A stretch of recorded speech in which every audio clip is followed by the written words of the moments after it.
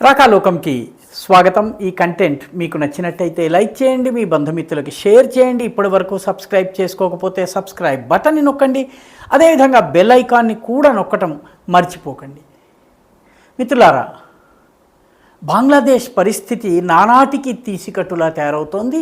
మన పొరుగునే ఉన్నటువంటి దేశము, భారతదేశంతో చాలా మైత్రి కలిగి ఉన్నటువంటి దేశము, చాలా స్నేహంతో ఇన్నాళ్ళు ఉన్నటువంటి దేశము. షేక్ హసీనా వాజద్ ఆధిపతిగా దేశాధినేతగా ఉన్నంత కాలము ఎలాంటి ఇబ్బంది లేనటువంటి బంగ్లాదేశ్ ఇప్పుడు దినదినగండం అన్న రీతిలో ఉంది. పరిస్థితి ఎలా ఉందంటే, ఈరోజు విద్యుత్ కొరత ఆ దేశాన్ని పట్టి పీడిస్తోంది. ప్రతిరోజు కనీసము 1500 మెగావాట్ల విద్యుత్ కొరత. అంటే నిజానికి ఆ దేశానికి అవసరమైన విద్యుత్ కన్నా కూడాను 1500 మెగావాట్ల తక్కువ విద్యుత్ ఉత్పాదన అవుతోంది. దీంతో అక్కడ లోడ్ షెడ్డింగ్ చేయవలసి వస్తుంది.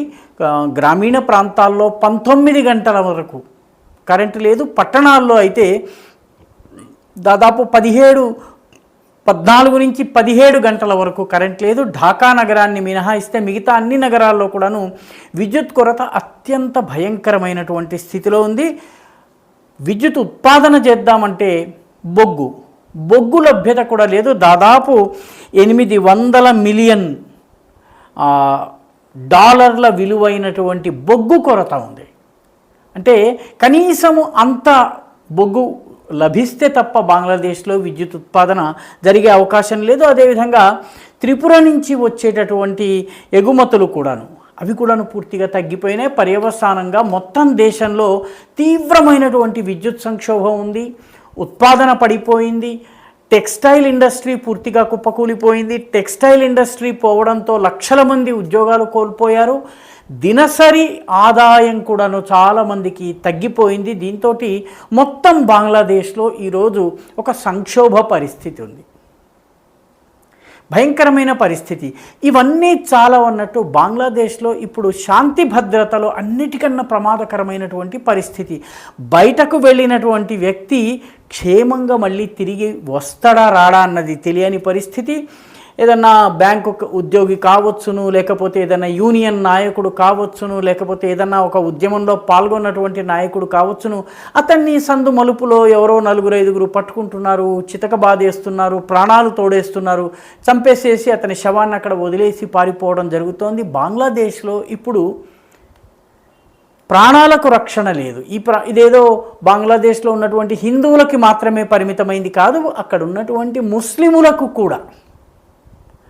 అవామీ లీగ్లో కార్యకర్తగా ఉన్నారు, లేకపోతే మిగతా రాజకీయ పార్టీలో కార్యకర్తగా ఉన్నారు, వాళ్ళందరిపైన దాడులు జరుగుతున్నాయి. పరిస్థితి ఎంత భయంకరంగా ఉందంటే, ఇదే వ్యవస్థ కొనసాగినట్లయితే ప్రస్తుతము దేశాధినేతగా ఉన్నటువంటి మహమ్మద్ యూనుస్ చేతుల్లో ఎలాంటి అధికారము లేదు. ఆయన ఎవరిని కూడా నియంత్రించేటటువంటి పరిస్థితి లేదు.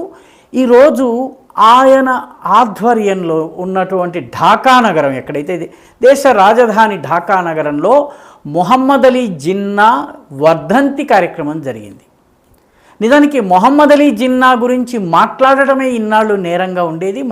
ఎందుకంటే మొహమ్మద్ అలీ జిన్నా పాకిస్తాన్ ఏర్పాటుకి కారణమయ్యాడు. పాకిస్తాన్ని తయారు చేయటంలో ముఖ్యమైనటువంటి పాత్ర వహించినటువంటి మొహమ్మద్ అలీ జిన్నాను బంగ్లాదేశ్లో ఒక పెద్ద విలన్గా చూస్తారు.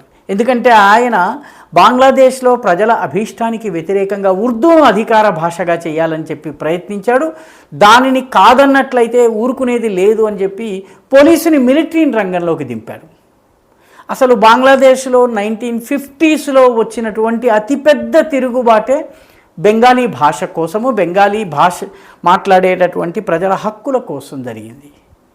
ఇప్పుడు ఆ మొహమ్మద్ అలీ జిన్నా యొక్క వర్ధంతి దేశ రాజధాని ఢాకాలో చాలా పెద్ద ఎత్తున జరిగి, కార్యక్రమం అంతా ఉర్దూలో జరిగి, ఉర్దూ షేర్ షాయరీ, ఉర్దూ కవిత్వాలను వినిపించడమే కాకుండా ఎక్కడ ఒక్క ముక్క బెంగాలీ లేకుండా కార్యక్రమం జరిగింది.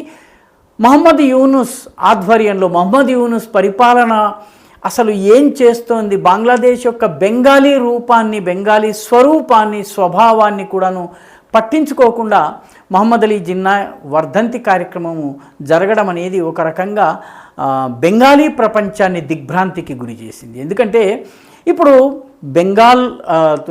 బంగ్లాదేశ్లో అసలు జాతీయ గీతంగా అమార్ షోనార్ బాంగ్లా అనే పాట ఉండాలా ఉండొద్దా అన్న విషయంలో వివాదం చెలరేగుతోంది. మొత్తం మీద బెంగాలీ ధనాన్ని బంగ్లాదేశ్ వదిలిపెట్టేస్తోంది. దానితో పాటు అసలు బంగ్లాదేశ్లో ఈ కిరాతకాలకి కారణమైనటువంటి ఉర్దూ భాషను మళ్ళీ తీసుకుని రావడం జరుగుతుంది. మొహమ్మద్ అలీ జిన్నా వల్ల బెంగాలీల యొక్క మనుగడకి, ఉనికికి, వాళ్ళ జీవితాలకి, వాళ్ళ సంస్కృతికి, వాళ్ళ వారసత్వ సంపదకి ప్రమాదం వచ్చిందో ఆ మొహమ్మద్ అలీ జిన్నా వర్ధంతి ఈరోజు ఢాకా నగరంలో జరగడం అనేది అనూహ్యమైనటువంటి విషయము. ఇదే పద్ధతి కనుక కొనసాగినట్టయితే అసలు బంగ్లాదేశ్లో పాలనలు ఎవరి చేతుల్లో ఉంది, పగ్గాలు ఎవరి చేతుల్లో ఉన్నాయి, దేశాన్ని ఎవరు నడిపిస్తున్నారు అన్నది కూడా చెప్పలేనటువంటి స్థితికి వచ్చేసింది. ఇదే పరిస్థితి కొనసాగినట్టయితే, ఇదే రకమైనటువంటి అవ్యవస్థ కొనసాగినట్లయితే బంగ్లాదేశ్ అదేదో సూడాన్ లాగానో, సొమాలియా లాగానో, ఎటువంటి నియంత్రణ లేనటువంటి హౌతీల పాలనలో ఉన్నటువంటి యెమెన్ లాగానో పూర్తిగా భ్రష్టు పట్టిపోయి అన్ని వ్యవస్థలు నాశనమైపోయినటువంటి పరిస్థితికి రాకమానదు.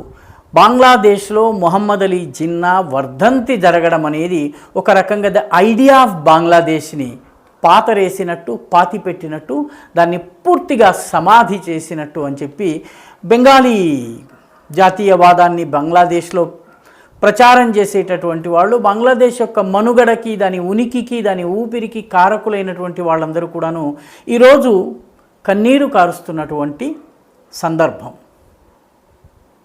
ఈ వీడియో మీకు నచ్చినట్టయితే లైక్ చేయండి, షేర్ చేయండి, ఈ ఛానల్కు సబ్స్క్రైబ్ చేయండి. మీ అభిప్రాయాన్ని కమెంట్ల రూపంలో తప్పనిసరిగా పంపించండి.